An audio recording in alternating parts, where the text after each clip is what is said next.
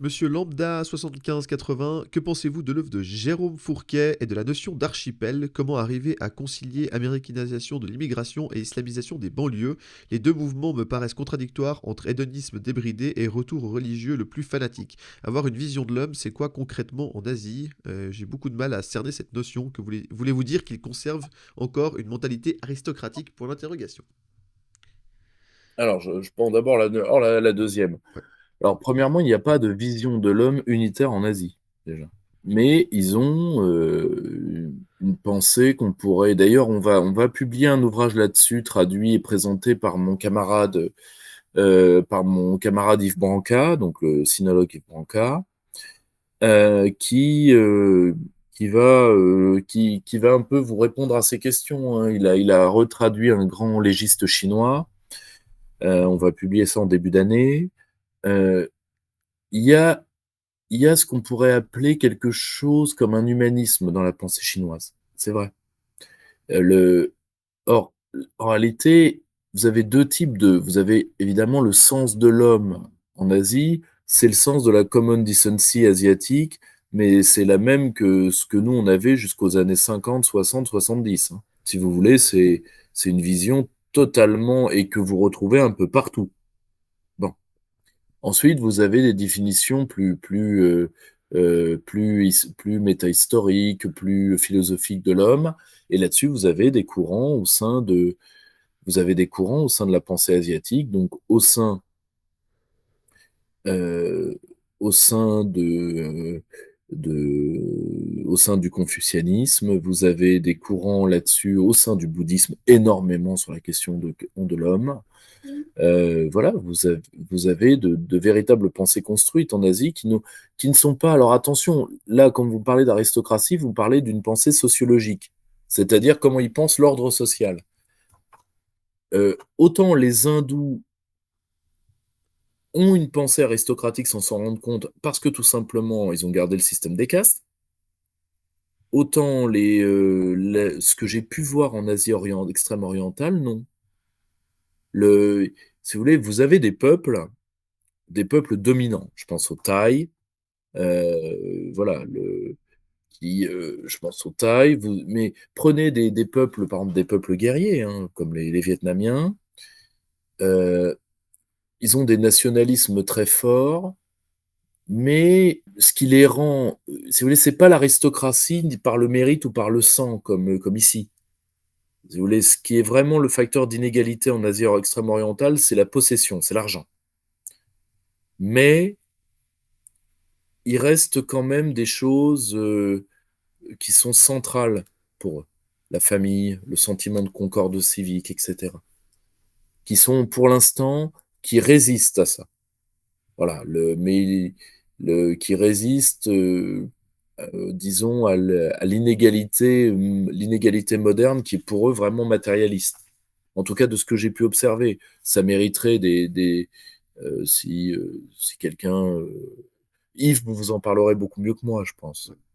Moi, ce que j'ai pu observer, c'est ça. Mais ils n'ont pas un sens aristocratique ou pseudo-aristocratique comme peut l'avoir une certaine droite française, comme l'ont les peuples germaniques, ou comme l'ont en Amérique latine les Argentins, par exemple. Et ce coup sur Jérôme Fourquet? Je trouve que c'est un personnage fascinant. Donc, il est le premier avec Sainte-Marie, c'est les deux premiers intellectuels sondeurs. En effet, il a deux mouvements qui sont deux mouvements que vous pouvez tout à fait le voir comme un mouvement unitaire. Parce que ces deux mouvements existent de concert. Pourquoi? Parce que vous avez une désubstantialisation de la culture française, qui est liée à quoi? Au fait que l'être français devient une,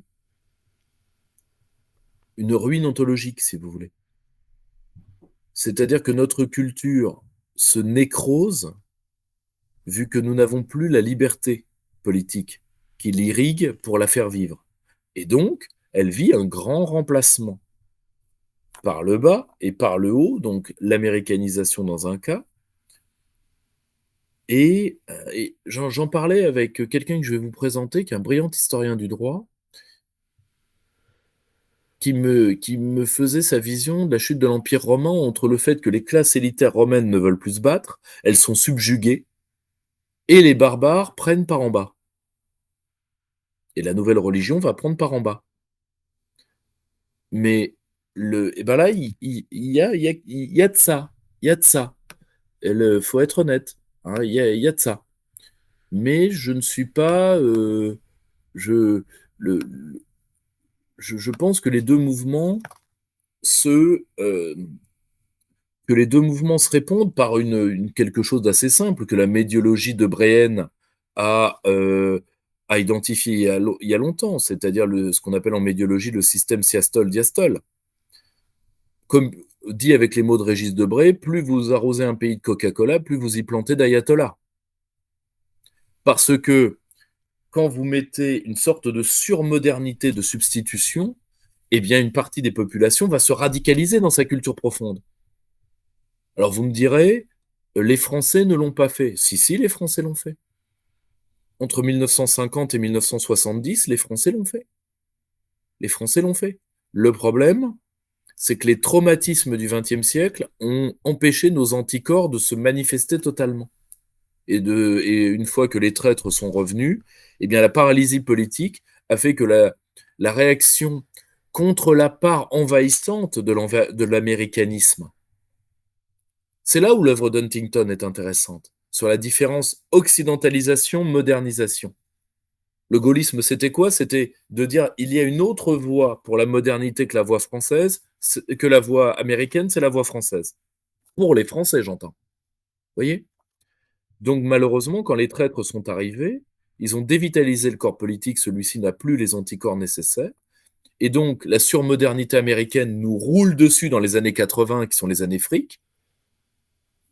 L'humanitarisme immigrationniste, lui, nous sape par le bas, et évidemment, les populations immigrées, elles, ne pouvant s'enraciner à une culture française, à la fois que leur être profond refuse parce que, objectivement, ils veulent se comporter en colons pour une partie d'entre eux, parce qu'ils viennent de cultures trop éloignées et non miscibles avec la nôtre, et deux, parce qu'on va leur dire que c'est des dieux, etc., dans un programme dégueulasse de destruction de la culture française. Mais je le dis assez sincèrement, on aurait pris des immigrés d'Extrême-Orient, ça se serait pas passé comme ça. Là, on a pris des gens qui nous étaient contraires historiquement et a donné ce que ça a donné. Et le système est face à la modernité dans sa part décadente américanomorphe, eh bien, ils se sont réenracinés dans leur être profond. Voilà, c'est aussi simple que ça. Donc les deux mouvements se répondent. Et alors, à titre personnel, ce qui est bien avec Fourquet, c'est qu'il nous donne des données sur des trucs qu'on avait déjà compris.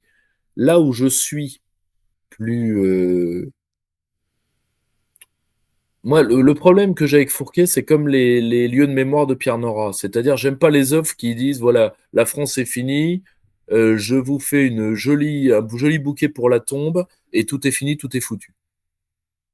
Moi, je trouve ça un peu particulier. Ensuite, le personnage m'attire plus de la sympathie. D'ailleurs, je ne l'ai jamais rencontré, sinon je l'aurais invité au cercle. Chers camarades, si tu veux plus de contenu, de réinformation, d'éducation populaire et de formation intellectuelle, n'hésite pas à faire un don sur notre page Tipeee.